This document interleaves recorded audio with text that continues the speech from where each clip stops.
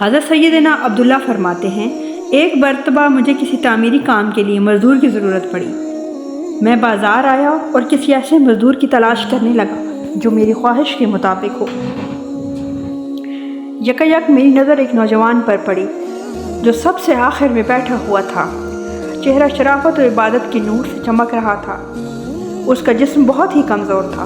اس کے سامنے ایک زنبیل اور رسی پڑی ہوئی تھی۔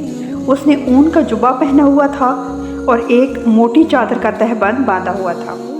میں اس کے پاس آیا اور پوچھا، اے نوجوان، کیا تم مزدوری کرو گے؟ کہنے لگا، جی ہاں۔ میں نے پوچھا، کتنی اجرت لوگے؟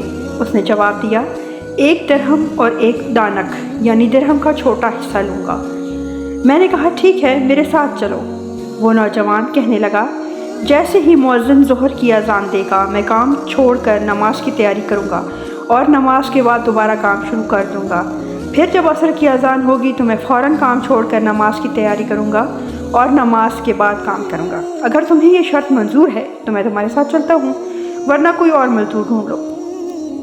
میں نے کہا، مجھے تمہاری یہ شرط منظور ہے۔ میں اسے لے کے اپنے گھر آیا اور کام کی تفصیل بتا دی۔ اس نے کام کے لیے کمر باندھی اور اپنے کام میں مشغول ہو گیا۔ وہ مجھ سے کوئی بات نہیں کر رہا تھا۔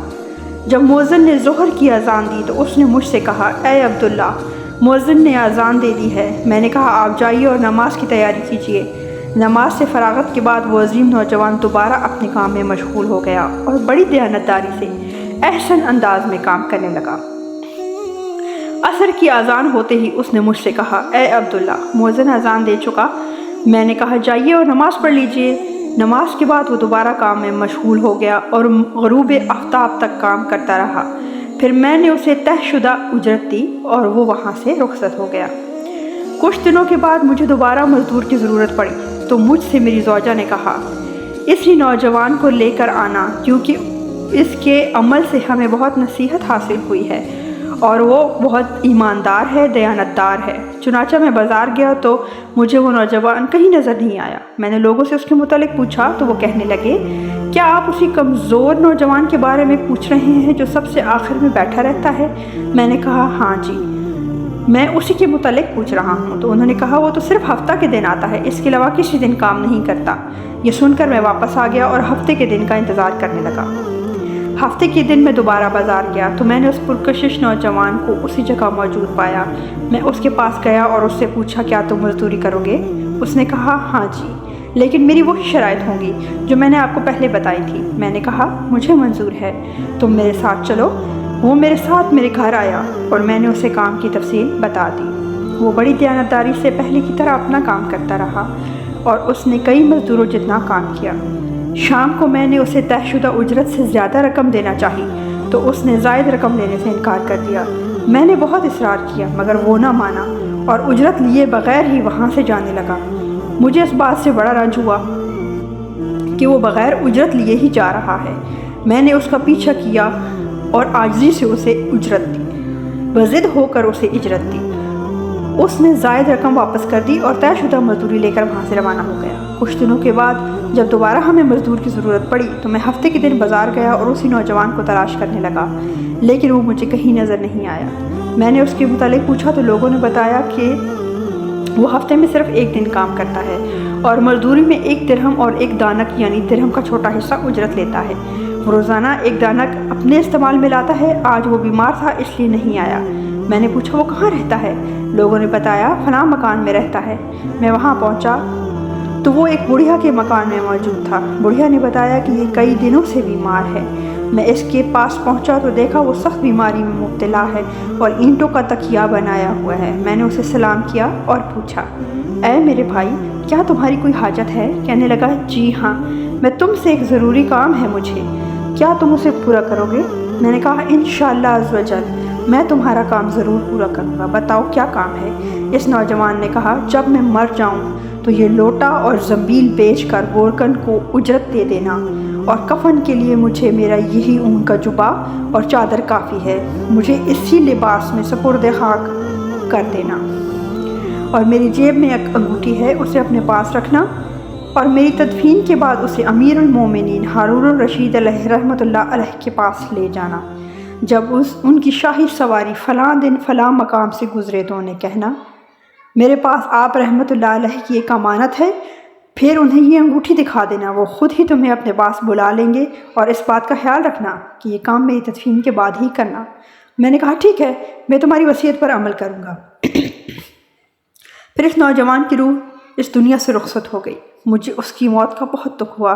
بہرحال میں نے اس کی وصیت کے مطابق اس کی تجہیز و تکفین کی، اور پھر انتظار کرنے لگا کہ خلیفہ ہارون الرشید کی سواری کس دن نکلی ہے۔ جب وہ دن آیا تو میں راستے میں بیٹھ گیا۔ امیر المومنین جاہ و جلال کے عالم میں ہزاروں شاہ سواروں کے ساتھ بڑی شان و شوکت سے چلے آ رہے تھے۔ جب ان کی سواری میرے قریب سے گزری تو میں نے بلند آواز سے کہا اے امیر المومنین، میرے پاس آپ رحمۃ اللہ علیہ کی ایک امانت ہے۔ پھر میں نے وہ انگوٹھی دکھائی۔ انہوں نے انگوٹھی دے کر حکم دیا کہ اسے ہمارے مہمان خانے میں لے جاؤ، میں اس سے علیحدگی میں گفتگو کروں گا۔ چنانچہ مجھے محل پہنچا دیا گیا۔ جب خلیفہ ہارون رشید کی واپسی ہوئی تو انہوں نے مجھے اپنے پاس بلایا اور باقی تمام لوگوں کو باہر جانے کا حکم دیا۔ پھر مجھ سے پوچھا تم کون ہو؟ میں نے کہا میرا نام عبداللہ بن فرج ہے۔ انہوں نے کہا تمہارے پاس یہ انگوٹھی کہاں سے آئی؟ میں نے کہا اس عظیم نوجوان کا سارا واقعہ ان کو سنا دیا۔ یہ سن کر وہ اس قدر روئے کہ مجھے ان پر ترس آنے لگا۔ پھر جب وہ میری طرف متوجہ ہوئے تو میں نے ان سے پوچھا ہے امیر المومنین، اس نوجوان سے آپ کا کیا رشتہ تھا کہ آپ اتنا رو رہے ہیں؟ انہوں نے فرمایا وہ میرا بیٹا تھا۔ میں نے پوچھا اس کی حالت کیسی ہوئی؟ آپ رحمۃ اللہ علیہ نے فرمایا وہ مجھے خلافت ملنے سے پہلے پیدا ہوا تھا۔ ہم نے اس کی خوب نیک ماحول میں پرورش کی اور اس نے قرآن کا علم سیکھا۔ پھر جب مجھے خلافت کی ذمہ داری سونپی گئی تو اس نے مجھے چھوڑ دیا اور میری دنیاوی دولت سے کوئی فائدہ حاصل نہ کیا۔ یہ اپنی ماں کا بہت فرما بردار تھا۔ میں نے اس کی ماں کو ایک انگوٹھی دی جس میں بہت ہی قیمتی یاقوت تھا اور اس سے کہا یہ میرے بیٹے کو دے دو تاکہ بوقت ضرورت اسے بیچ کر اپنی حاجت پوری کر سکے۔ اس کے بعد وہ ہمیں چھوڑ کر چلا گیا اور ہمیں اس کے متعلق بالکل معلومات نہ مل سکیں۔ آج تم نے اس کے متعلق بتایا۔ پھر آپ رحمۃ اللہ علیہ رونے لگے اور کہا آج رات مجھے اس کی قبر پر لے چلنا۔ جب رات ہوئی اور ہم دونوں اس کی قبر پر پہنچے تو خلیفہ ہارون الرشید اس کی قبر کے پاس بیٹھ گئے اور زار و قطار رونا شروع کر دیا اور ساری رات روتے روتے گزار دی۔ جب صبح ہوئی تو ہم وہاں سے واپس آ گئے۔ آپ رحمۃ اللہ علیہ مجھ سے فرمانے لگے تم روزانہ رات کے وقت میرے پاس آیا کرو، ہم دونوں اس کی قبر پر آیا کریں گے۔ چنانچہ میں ہر رات ان کے پاس جاتا، وہ میرے ساتھ قبر پر آتے اور رونا شروع کر دیتے اور پھر واپس چلے جاتے۔ حضرت سیدنا عبداللہ رحمۃ اللہ علیہ فرماتے ہیں مجھے معلوم نہیں تھا کہ وہ نوجوان خلیفۃ المسلمین ہارون الرشید کا شہزادہ تھا۔ مجھے تو اس وقت معلوم ہوا جب خود امیر المومنین نے ان کے متعلق بتایا کہ وہ میرا بیٹا تھا۔ میرے پاک پروردگار تو کسی کے صدقے ہم پر رحم کر اور ہماری مغفرت فرما دے میرے مالک، آمین یا رب العالمین۔